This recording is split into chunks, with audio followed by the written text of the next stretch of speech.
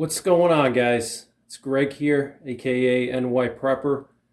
In this video, I'm going to talk to you about how to survive nuclear war, and this is part 10 of my How to Survive Nuclear War series.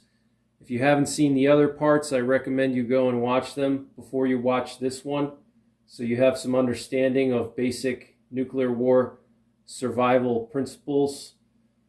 So in this video, I'm going to talk to you about what your immediate reaction should be if a nuclear bomb is going off in your area, or if you get an alert that nuclear bombs are imminent. So I'm talking about immediate reactions. Okay, I'm not talking about fallout shelters and finding a fallout shelter or building one. I'm talking about things that you have to immediately do if you're close to a nuclear detonation. Okay, so generally speaking, if you get an alert on your phone or on the TV, if there's an emergency alert that says that there's nuclear weapons inbound to your area, you're going to have between 15 and 30 minutes to enact your nuclear war survival plan. And everybody should have a nuclear war survival plan. So that should be the number one thing that you do, is immediately enact your nuclear war survival plan. If you don't have a nuclear war survival plan, you need to think about a couple of different things.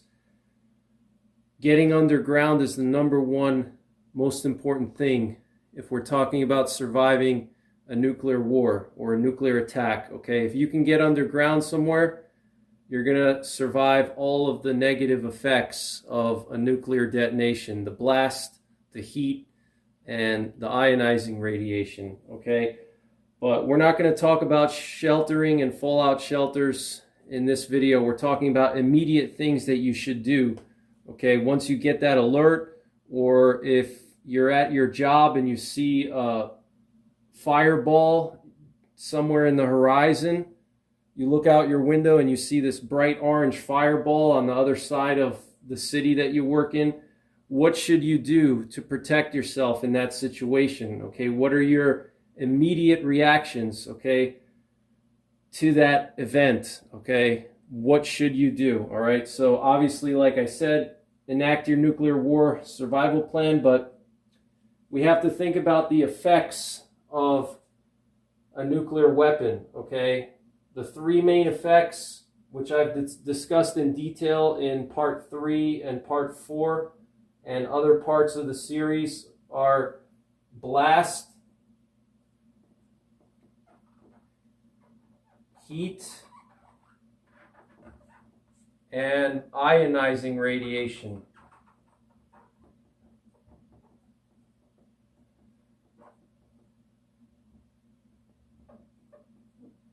Now, of these three, the ionizing radiation is more of a long-term threat.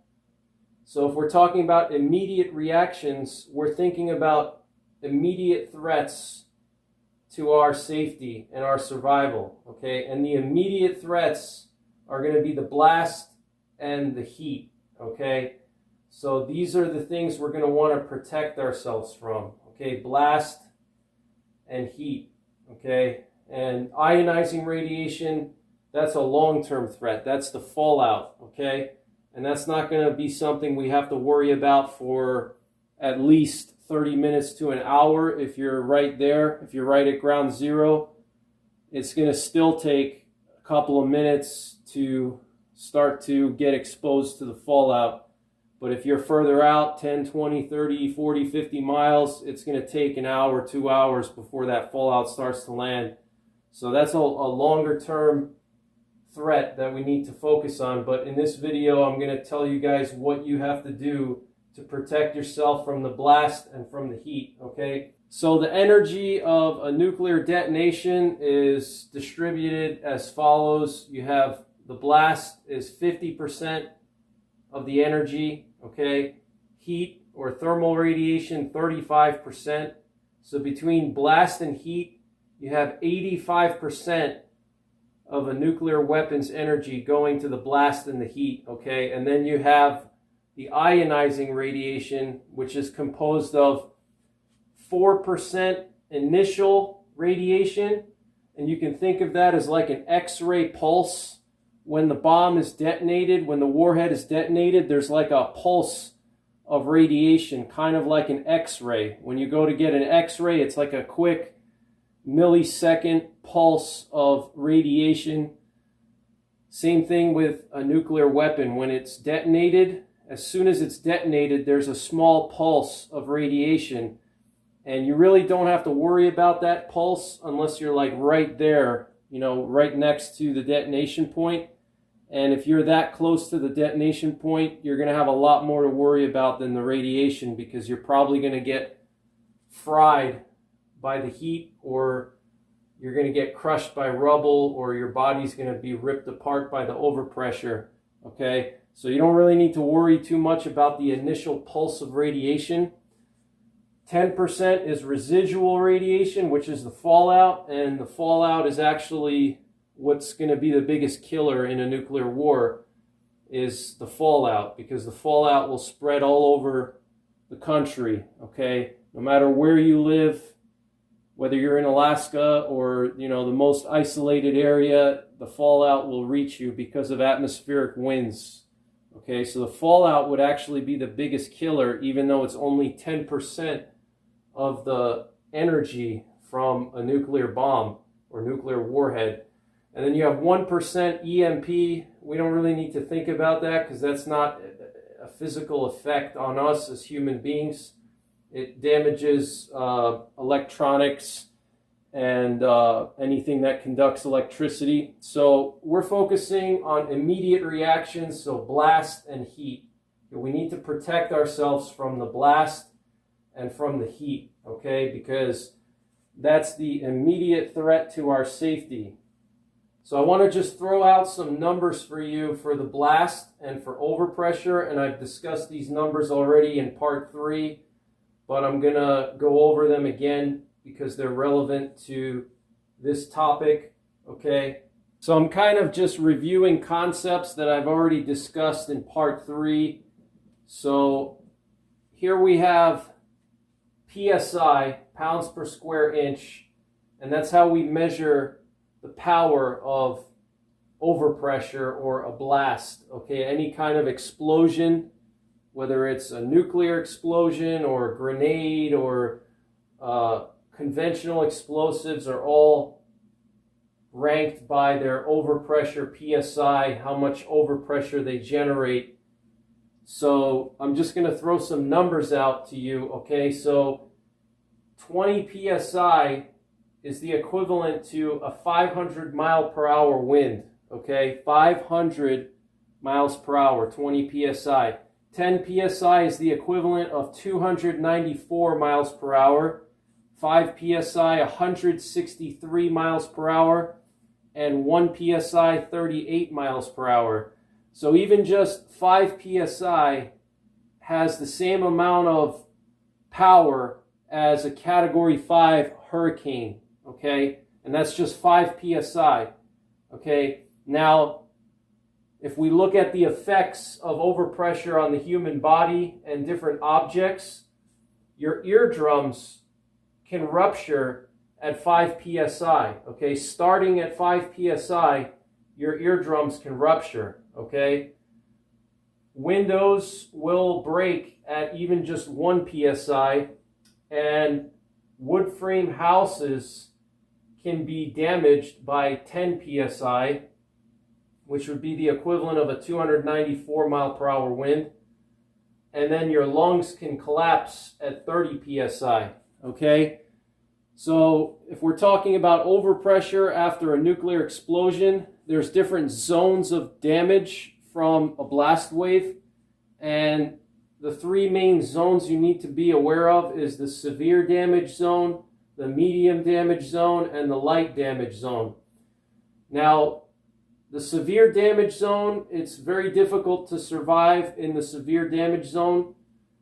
The medium and light damage zones, you can survive very easily, okay? As long as you take cover and you do the things that I'm about to tell you, if you're within the light to medium damage zone or moderate damage zone, the LDZ or the MDZ, you're going to survive. But if you're in the SDZ, it's very difficult to survive because the pressures are so extreme, not just the pressures, but the thermal radiation that, unless you get underground in a really deep underground shelter, you most likely will not survive if you're in the SDZ, okay? So if we're talking about a 5 megaton air-bursted nuclear warhead, okay, 5 megatons is pretty powerful, okay? So this is a more powerful warhead, and a 5 megaton warhead would be something that Russia or China would use to take out New York City or Washington, D.C., or it could also be a combination of multiple warheads detonated in one area, and the warheads are spaced out so the overpressure overlaps, okay? So they space out the warheads for maximum damage. And so if you add up all those warheads, it could combine up to 5 megatons total. If it's a really big target, they may have to just drop multiple warheads scattered to destroy that target, or if it's a hardened target, they may have to hit that target multiple times with multiple warheads to destroy that target, like a missile silo or some kind of a bunker. So this is kind of an extreme example I'm going to give you, okay? So with a 5 megaton air-bursted warhead, the severe damage zone is going to extend out to 3 miles from the detonation point. And within that 3-mile radius, the pressures are going to be 20 psi or higher, okay? And as you get closer to the detonation point, you're going to have extreme overpressures of 1,000, 3,000, 10,000 psi, which is just insane. You're not going to survive that unless you're underground in an actual blast shelter. You're going to need a blast shelter if you're that close to the detonation, because the blast wave will actually go underground and it can penetrate through the ground. It can penetrate through any openings.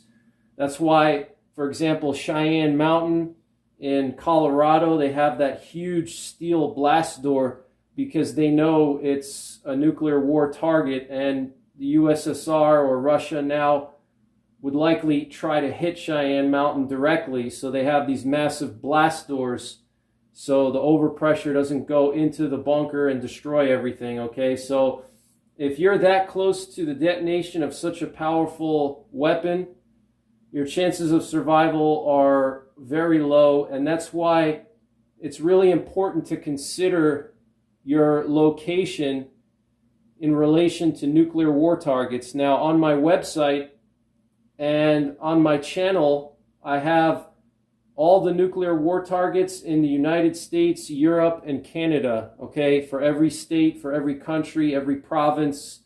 So check them out. Go to my website, or you can check the videos out that I did in my nuclear war survival playlist, and I'll leave links to them in the top right corner.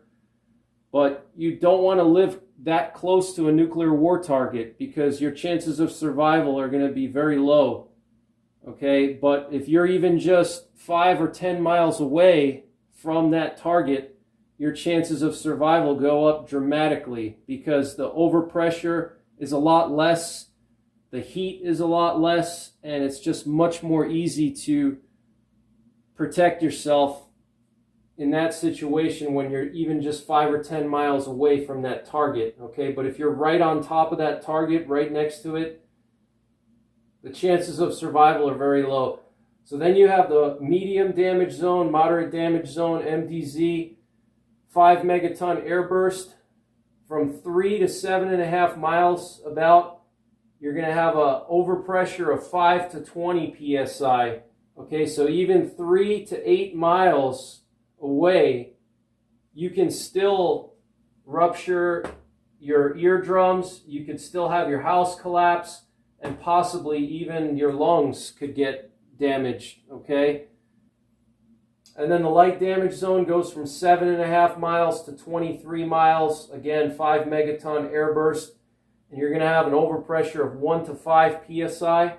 So even out to 23 miles, you could still have your windows shatter and even possibly your eardrums get damaged. So that's again for a 5 megaton air burst. Okay, so just keep these numbers in mind. And you can see how even just light pressures can generate a lot of damage. Okay, even 1 psi, that's like the equivalent of a 38 mile per hour wind. Okay, when that blast wave comes through, 1 psi, that's like a 38 mile per hour wind gust. Okay, so you're going to have to take shelter from this overpressure. Okay, that's going to be your first immediate threat if you're close to a nuclear weapon being detonated. Your immediate reaction is going to have to be to take shelter from the blast. Okay, if you don't take shelter from the blast, you could have your ears rupture, your lungs collapse, you could have rubble fall on you. There's all kinds of things that could happen. And then, of course, you also have the heat, okay, the thermal radiation. And you can get third-degree burns all the way out to 20, 30 miles away, okay, depending on the yield of the warhead. So you have to also protect yourself from the heat, okay? You don't want to get a third-degree burn, especially in a nuclear war, because there's not going to be as much medical help as during normal peacetime conditions. Okay, hospitals are going to be overwhelmed with all kinds of people that have all kinds of injuries, crushing injuries, radiation poisoning, burns. So you don't want to be in that situation where you get a major burn on your body after a nuclear war. It may be hard to get medical attention, and burns can get infected very easily, especially if you get exposed to any kind of radiation. Your immune system gets compromised, and that burn can get infected very, very easily if you don't have antibiotics, okay? So this is what we need to protect ourselves from in the short term, this overpressure and the heat. So I'm going to tell you guys now what your options are as far as protecting yourself. How do you shelter? What do you do? All right, so in our scenario, you're at work and you look out your window and you notice there's like a bright orange light in the distance, and it appears to be maybe just a few miles away, and you're on the 10th floor of an office building, okay? And you notice this bright orange light, okay? So what do you do if you're in that situation? Okay, the first thing is you don't want to look at the fireball, okay? You don't want to look at that orange fireball because it could temporarily or even permanently blind you, okay? Depending on how close you are, it could even burn your retina. So you don't want to look at the fireball. It's going to be so bright, it's going to be brighter than the sun. So it could temporarily incapacitate you and prevent you from being able to find shelter and do the things you need to do to survive, okay? So you don't want to look at the fireball. You want to look away, kind of like when you're driving at night. You don't want to look at someone's headlights. If there's a car coming in the other lane and they're facing you, you don't want to look at their headlights. You want to look to the right onto the shoulder of the road and kind of keep those headlights in the corner of your eyes so you can kind of do the same thing. But there's really no need to stare at it and observe it, because you're only going to have a couple of seconds to take shelter and protect yourself from that blast, from the blast wave, okay? And I've covered the blast wave in detail in part 4, so I'm not going to go over it again. So go back and watch part 4 if you want a more detailed explanation of a blast wave. I spent over an hour explaining how a blast wave works in a nuclear detonation, okay? So you're only going to have a couple of seconds, depending on how close you are to the detonation, because the blast wave is going to be traveling at the speed of sound for the first couple of miles, and then it's going to slow down to below the speed of sound, okay? But the first few miles, that blast wave is going to be traveling very fast. And again, it depends on the yield of the weapon. So if it's a smaller nuclear weapon, a smaller warhead, the blast wave may be traveling at the speed of sound for only just 500 meters, half a kilometer, and then it's going to slow down and weaken after that. Okay, but generally speaking, you're not going to have a lot of time. Even if you're 20 miles away, that blast wave is going to hit you within 30 seconds at the most, okay? And if you're within 10, 15 miles, that blast wave is going to hit you within 15 to 20 seconds. And if you're like right there, like within 5 miles or even 2 or 3 miles, it could hit you within just 5 or 10 seconds, okay? So you're going to have to act fast. And this is where a lot of people are going to get in trouble, because a lot of people don't understand this. They don't understand how nuclear weapons work, and they don't understand the components of a nuclear explosion, the blast wave, the heat, the radiation. Most people are just going to stare at the fireball, and then by the time they realize what's going on, they're going to get hit with this, 300 mile an hour wind that's going to rupture their eardrums, and they're going to get hit with all kinds of debris, broken glass, pieces of wood. So you don't want to be in that situation. As soon as you see that bright light, that's your cue to immediately find protection from that blast wave, okay? So what you're going to want to do is you're going to want to find a sturdy object that's going to be strong enough to resist the blast wave.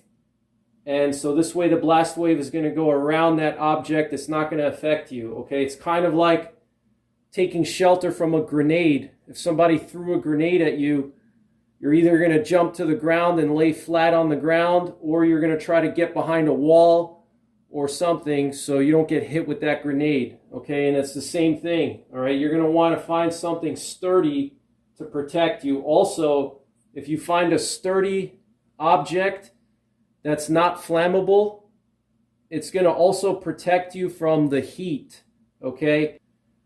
So what good is it if you can survive that overpressure, the blast wave, but you get cooked, It's not going to really matter, because if you get third-degree burns all across your body, you're not going to survive, okay? So you need to think about the heat as well.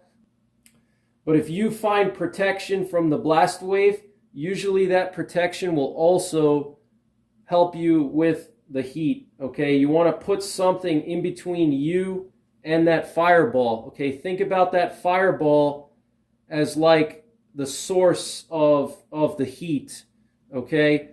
And you want to put something between that fireball and you, because if you're just out in the open, you're going to get cooked, okay? But if you even just stand behind a building, you're not going to get burned, or your burns will be very minimal. And how do I know this? How do we know this as a society? Because of Hiroshima and Nagasaki. There were people in Hiroshima and Nagasaki that didn't get burned at all, and they were within just a few hundred meters of ground zero of the detonation point, while other people got really bad burns. And the reason why is the people that didn't get burned, they were behind some kind of non-flammable dense object that protected them from that extreme heat, okay, versus the people that got burned, they were out in the open. So even doing something as simple as getting behind a building, okay, if you're, let's say, in downtown New York City and you see a fireball across the river in Jersey City, okay, even if you just get behind the nearest building and you want the building to be between you and that fireball, because you got to think of that fireball as the heat source, okay, it's kind of like a campfire. Okay, if you have a campfire and you're sitting in front of it and you're getting really close and you start to feel that it's really hot, and let's say you take like a board and you put that board between like a sheet of plywood or something, you put that between you and the fire, you're not going to feel hot anymore, right? Because that board is going to protect you from the temperature. So same thing with a nuclear detonation, okay? You want to put something dense and non-flammable and solid between you and the fireball. You want it to be solid, so this way the blast wave doesn't blow it over and crush you with it. Okay, so you don't want to hide behind like a car or a bus or an 18-wheeler, because those things can get blown over. Okay, and you want it to be dense, so it has to be thick enough to where it can resist the blast wave and also resist the heat. And you don't want it to be flammable either, because you don't want it to burn up. Okay, so those are just kind of general recommendations and guidelines. Okay, so just remember, if you see that fireball, immediately take shelter, don't look at it, and you want to put something solid, non-flammable, and dense between you and that fireball. Okay, so if you're inside, let's say you're in your office building, you're at work or you're at school, whatever the situation is, chances are, unless you're on like the first or second floor, you're not going to have time to get to the basement. Okay, if the building does have a basement. A lot of buildings don't have basements anymore, especially in the southern states where the water table is high and the ground never freezes. They usually don't have basements in the southern states in the United States or any tropical country. So unless you're like on the first, second, maybe third floor, if you're very athletic, you might be able to sprint down and get into the basement before that blast wave comes. But if you're on like the 5th floor, 10th floor, you're better off just finding some kind of shelter inside of the building, because by the time you get to the basement, you're going to get caught by that blast wave. Okay, if you're on the 10th floor, even if you run to the nearest stairwell and literally jump straight down the stairwell 10 floors, if you're like, you know, Superman or something, and you jump straight down, that's still going to take you 5 or 10 seconds, right? Let alone running down every single, you know, stair. Okay, it's going to take 2-3 minutes. Okay, so if you're like on a higher level in the building, you want to get away from the windows. That's the first thing. Get away from the windows. Okay, because that blast wave, you know, like I was showing you, even just 1 psi is the equivalent of a 38-mile-per-hour wind, and that could even go as far away as 23 miles with a 5 megaton airburst. Okay, so you don't want to get hit by glass fragments. There's going to be all kinds of debris that get picked up by the blast wave and carried in the air. Okay, just kind of like a hurricane. Okay, when there's a hurricane, the winds pick up all kinds of objects, you know, boards, you know, pieces of metal, you know, all kinds of crap. So you want to get away from the windows. Okay, because you don't want to get hit by any kind of debris, which is going to be like airborne shrapnel, basically. Okay, so get away from the windows. That's the number one thing. Second thing would be to go to the sturdiest part of the building, if you can't get to the basement, obviously. And the sturdiest part of the building is usually going to be somewhere in the middle.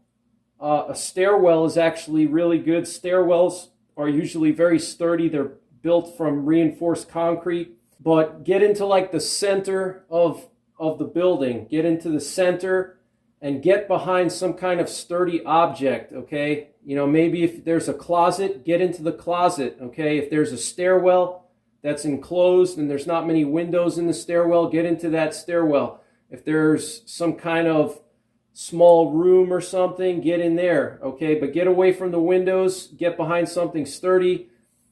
You know, when I was a kid, we used to do the bomb drills, and what we used to do is we would go into the hallway of our school, because the way our school was built is that all of the classrooms were on the outside of the school, okay? So all the classrooms had windows facing out so the kids could look out the window. They got natural light. And then the innermost part of the school, you had all the offices and stuff like that. So what they taught us to do was we would have to run into the hallway, sit down on the floor, and put our head in between our knees and then cover our head with our hands, okay? So that's something you could probably do.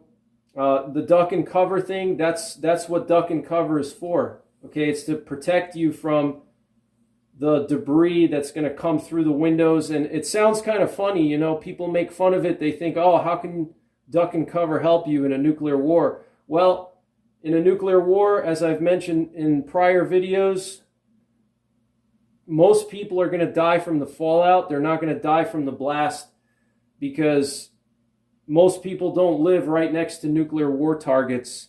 So, you know, if you're far enough away, like if you live in the suburbs of a big city and that city happens to get hit with a nuke, if you're in the suburbs, you're probably not going to have to deal with extreme overpressure, and you're not going to have to really deal with building collapses and things like that. You're mostly going to have to deal with debris being carried through the air, and that debris is going to come through windows and stuff like that, okay? And just to recap, if you didn't see my prior videos, a nuclear detonation generates as much heat as the core of the sun, okay? The core of the sun, we're talking, you know, billions of degrees Celsius. I mean, the heat is just unimaginable, okay? It's actually hotter than the core of the sun. A nuclear detonation will actually be hotter than the core of the sun. That actual fireball, the bright orange fireball, will be hotter than the core of the sun. Okay, so just let that sink in a little bit. Okay, but if you're inside, get away from windows, get behind something sturdy, get into the sturdiest part of the building. And if you happen to be outside, there's a lot of options for you. If you're outside, you may think that you're a goner, but if you're outside, you still have a lot of options. You know, you can get behind a building. Depending on how sturdy the building is and how close you are to the detonation point, it'll determine if that building collapses and falls on you.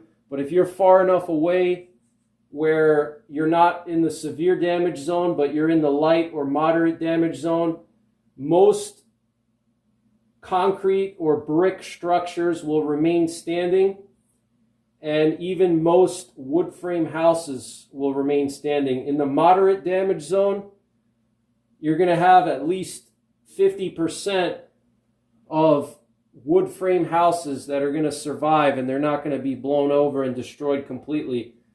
But another 50% will, okay? So just keep that in mind.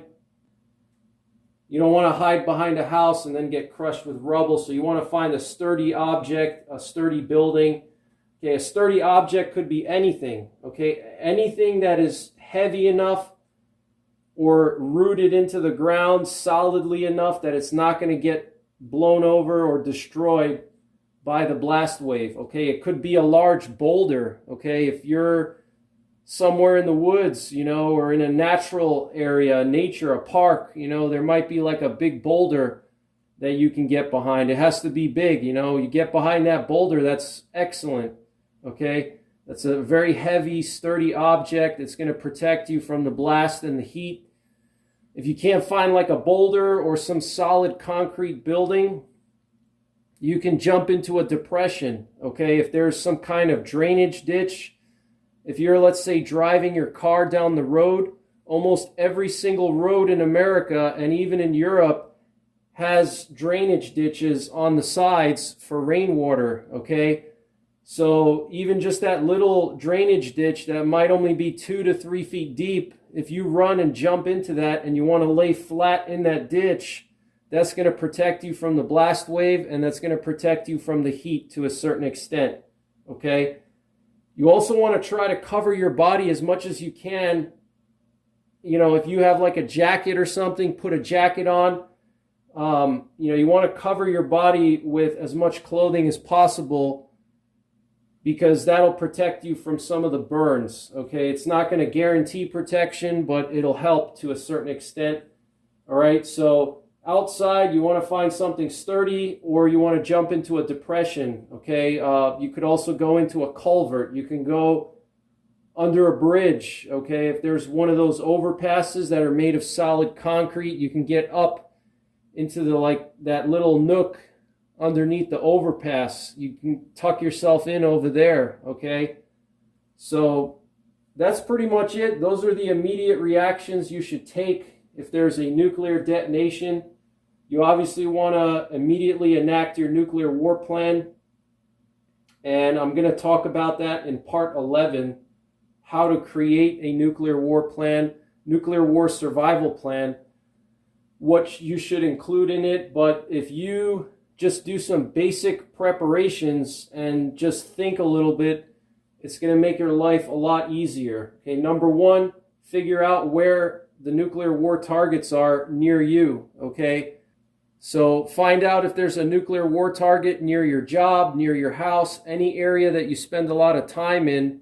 Find out if there's a nuclear war target there and see how close you are to it. Okay, are you 2 miles away? Are you going to be in the SDZ where everything gets destroyed, all the buildings get collapsed, and you're going to get burned alive? Are you going to be in the MDZ, you know, where you have a really good chance of survival? Are you going to be in the LDZ where it's basically almost guaranteed to survive as long as you don't do something stupid like stand in a window?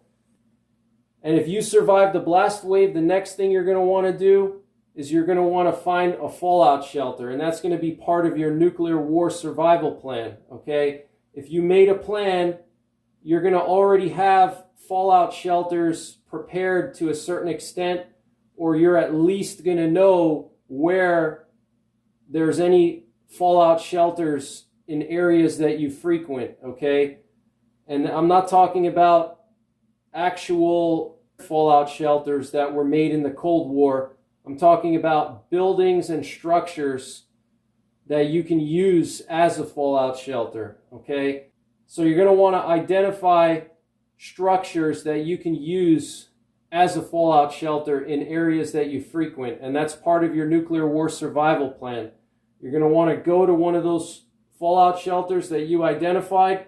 You're going to want to move supplies into that fallout shelter, and then you're going to want to stay there for at least 2 weeks. Okay, so you're going to need at least 2 weeks of supplies because you're going to have to stay in there to survive the residual radiation, the fallout. Okay, and one thing you're definitely going to want to do before you get into your fallout shelter is you're going to want to decontaminate yourself.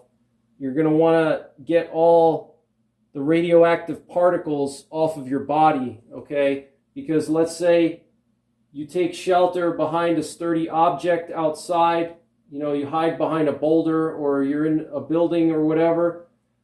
There's going to be all kinds of debris and particles, and there's going to be dust in the air, and those particles are going to be irradiated from the detonation of the nuclear weapons. So those radioactive particles are going to get in your hair, they're going to get in your skin, they're going to get on your clothes. So you're going to want to get all that stuff off of you, okay? And while you're moving to your fallout shelter, you're probably going to get some radioactive particles on you. There's just no way around it, okay? It's kind of like 9/11. After 9/11, when the buildings came down, you had all that dust everywhere in Manhattan. It's basically kind of similar to that. You're going to have all this dust in the air. You're going to have all kinds of debris and stuff, and that dust is going to be radioactive. It's going to get on you. So before you get into your fallout shelter, you're going to want to get that dust off. You're going to want to shake off your clothes. You're going to want to rinse off your body. You're going to want to clean your hair out with water, get all the dust out of your hair, all the particles out. But I'm going to discuss that in future parts, how to decontaminate yourself. But that's pretty much it for this one, guys. I recommend you watch the other parts in the series. I'll leave a link in the top right corner of this video. Take care, God bless, and don't forget the 3 Ps: prepare, practice, and persevere.